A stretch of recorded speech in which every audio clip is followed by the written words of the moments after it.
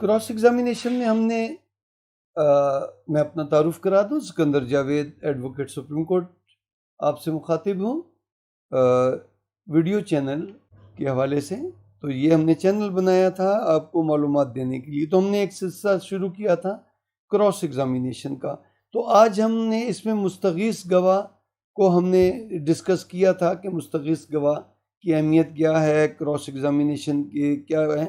آج ہم اس کا ایک بہت ہی اہم سلسلہ شروع کریں گے، وہ ہے چشمدید گواہ۔ چشمدید گواہ سے کیا مراد ہے؟ چشم کا مطلب آنکھ اور دید کا مطلب دیکھنا۔ جس نے وقوع آنکھوں سے دیکھا ہو، خود دیکھا ہو، تو اس کو کہتے ہیں کہ چشمدید گواہ، آئی وٹنس، جس نے اپنی آنکھوں سے وقوع ہوتے ہوئے دیکھا ہو، کسی سے سنا نہ ہو، اس کے علم میں نہ ہو، بلکہ اس نے خود اپنی آنکھوں سے۔ تو چشمدید گواہ جو ہے وہ رشتہ دار بھی ہو سکتا ہے، راہگیر بھی ہو سکتا ہے، پڑوسی بھی ہو سکتا ہے، کوئی بھی ہو سکتا ہے۔ اور دوسری بات یہ کہ چشمدید گواہ وقوع دیکھنے کے ساتھ ساتھ وہ باقی چیزوں کی گواہی بھی دے سکتا ہے۔ جیسے اس کے سامنے موقع پہ اگر کوئی قتل ہوا ہے، لڑائی ہوئی ہے، تو پولیس نے موقع سے آ کے جو مٹی خون آلود اٹھائی ہے، موقع سے جو انہوں نے چیزیں قبضے میں لی ہیں، تو وہ اس میں جائے وقوع سے جو چیزیں قبضے میں لی گئی ہیں ان کا گواہ بھی ہو سکتا ہے۔ اس کے علاوہ وہ وجہ انات کا بھی ہو سکتا ہے کہ کیوں قتل ہوا، کیوں لڑائی ہوئی۔ اس کے علاوہ وہ اگر قتل ہوا ہے تو اگر ہسپتال میں اس کو لے گئے ہیں تو وہ ہسپتال لے جانے کا بھی گواہ ہو سکتا ہے۔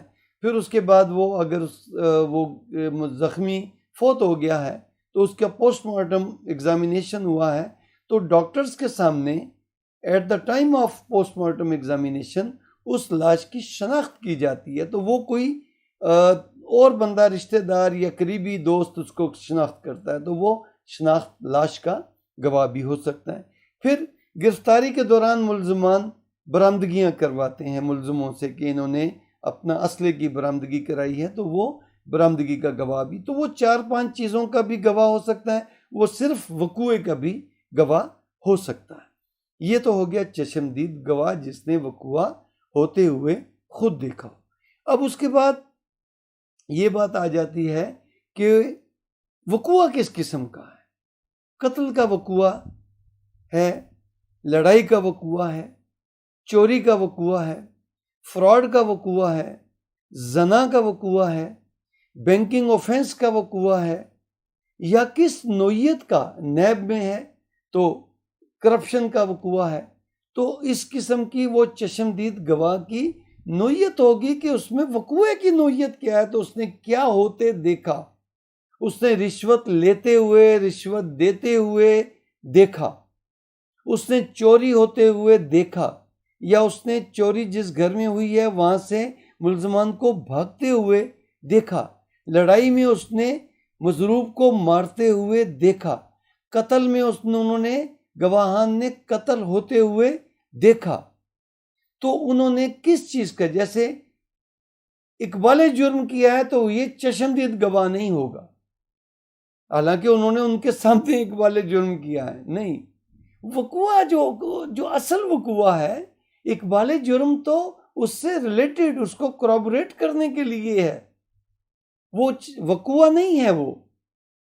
تو اس طرح وقوع جنہوں نے ہوتے ہوئے دیکھا تو ان کو چشمدید گواہ۔ تو اس میں پھر جو سوالات پوچھے جاتے ہیں، کراس ایگزامینیشن پوچھی جاتی ہے چشمدید گواہ سے، تو اس کی نوعیت اور ہے۔ اب چشمدید گواہ راہگیر اگر ہے تو بھائی تم وہاں پر کیسے موجود تھے؟ کہ جی میں کسی کام کے سلسلے میں جا رہا تھا، میں ہوٹل میں موجود تھا، چائے پی رہا تھا میں بھی، تو میرے سامنے وقوع ہو گیا۔ اب چشمدید گواہ خود پولیس افسر بھی ہو سکتا ہے۔ اب نارکوٹکس کے کیسز ہیں تو اس میں جو پولیس افسران ہیں جو ڈیوٹی پہ کھڑے تھے، جو پولیس کے ملازمین ہیں، وہ چشمدید گواہ ہیں کہ ان کے سامنے ان سے چرس برآمد ہوئی، ہیروئن برآمد ہوئی، نشہ آور چیز برآمد ہوئی۔ ڈکیتی کا وقوع ہے کہ جی ہم تو جا رہے تھے، ہمارے سامنے انہوں نے موٹر سائیکل والے کو روکا، گاڑی والے کو روکا، تو انہوں نے ہمارے سامنے وقوع کیا۔ یا ہم جس سے ڈکیتی کی تو ہم اس کے ساتھ ہی گاڑی میں موجود تھے، تو انہوں نے کار روکی، ہمارے سامنے اس سے پیسے چھینے اور اس کے بعد یہ فرار ہو گئے۔ تو چشمدید جو گواہ ہوگا اس کی موقع پہ موجودگی کی بھی کوئی وجہ ہونی چاہیے، اور وہ جو وجہ ہے وہ قابل اعتبار اور قابل اعتماد ہونی چاہیے کہ وہ کیوں موقع پہ موجود تھا۔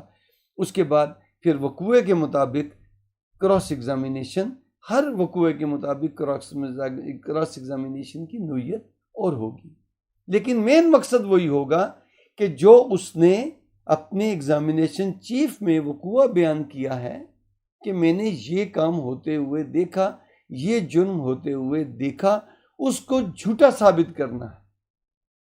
جو کچھ اس نے ایگزامینیشن چیف میں بتایا ہے اس کو جھوٹا ثابت کرنا ہے۔ تو وہ سوالات سے ہی ہوگا کہ جو تم نے پہلے کہا ہے وہ غلط ہے، یا اس میں تضاد پیدا کرنا ہے، کنٹراڈکشن پیدا کرنی ہے کہ جو تم نے پہلے کہا تھا وہ اور بات تھی، اب جو تم کہہ رہے ہو وہ اور بات تھی۔ جیسے مرنے والے نے کیا پہنا ہوا تھا، کہیں وہ کہتا ہے کہ جی دھوتی پہنی ہوئی، اب دوسرا گواہ کہہ کے گیا ہے کہ نہیں جی اس نے تو شلوار قمیض پہنی ہوئی تھی۔ اب ان کی گواہی میں اور دوسرے چشمدید گواہ کی گواہی میں کنٹراڈکشنز آ گئیں۔ تو اب وقوعے کے مطابق اس سے کیسے سوالات کرنے ہیں یہ ہم آپ کو اگلی قسط میں بتائیں گے، کیونکہ یہ میں نے کہا نا کہ ڈیٹیل سے اگر بتانا ہے، ایک ایک چیز بتانی ہے، جرنل بتانا ہے، تو بھائی جو کچھ اس نے ایگزامینیشن چیف میں بتایا ہے، جو اس کی گواہی ہے اس کو آپ نے جھوٹا ثابت کرنا ہے گواہوں کے ساتھ، تب آپ کا کراس ایگزامینیشن کا مقصد پورا ہوگا۔ اگر آپ اس سے کوئی چیز ایسی نہیں نکلوا سکیں تو وہ پھر سچا ثابت ہوگا۔ تو کراس ایگزامینیشن جو تیار کرنی ہے وہ وقوعے کی نوعیت کے مطابق کرنی ہے۔ بینکنگ کے جرائم ہیں، ڈکیتی کے جرائم ہیں، زنا کا جرم ہے، قتل کا جرم ہے، لڑائی کا جرم ہے، فراڈ کا جرم ہے، تو جس قسم کا وقوعہ ہے اس کے مطابق آپ نے کچھ سوالات آگے پیچھے کرنے ہیں، سوالات کی نوعیت کو آگے پیچھے کرنا ہے۔ یہ ہم آپ کو اگلی قسط میں بتائیں گے۔ تو میری وہی گزارش ہے، یہ آپ کو لیکچر کیسا لگا ہمیں بتائیے گا، اور اپنے دوستوں کو بھی شیئر کیجئے، اور آپ بھی سبسکرائب کیجئے۔ زیادہ سے زیادہ دوست دیکھیں گے تو ہمیں کمنٹس کریں گے تو ہمیں اپنا اگلا لیکچر بنانے میں آسانی ہوگی، اور یہ بھی پتہ چلے گا کہ ہم نے جو یہ لیکچر آپ کو کیا ہے آپ کو کتنا سمجھ آیا۔ آپ کا بہت بہت شکریہ۔